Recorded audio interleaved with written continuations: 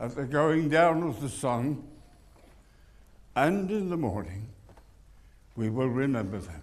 Veterans and world leaders met in Normandy on Thursday to mark the 80th anniversary of the D-Day landings. More than 150,000 Allied soldiers arrived in France by sea and air to drive out the forces of Nazi Germany on June 6, 1944. It was history's largest amphibious invasion, marking a turning point in World War II. When you go home, tell them of us. Some 200 veterans, most of them American or British, took part in ceremonies throughout the day on windswept beaches that still bear the scars of the fighting that erupted on D-Day. I was on the landing craft. Moving statements from veterans were read out.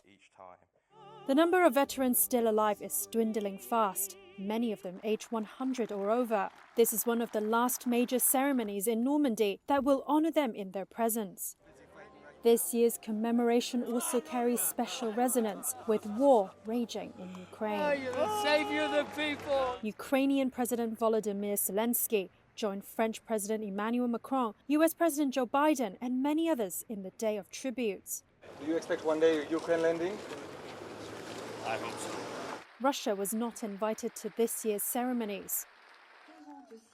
US President Joe Biden made an impassioned call for the defense of freedom and democracy at a joint ceremony with Macron at the Normandy American Cemetery, where row after row of white marble crosses show the toll the invasion took on Allied forces.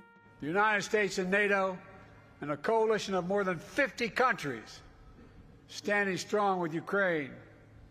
We will not walk away.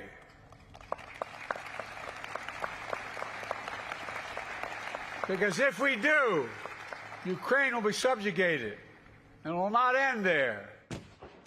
Two sources said the leaders were set to adopt a declaration on Thursday, saying democracy was once more under threat in Europe and promising to defend freedom.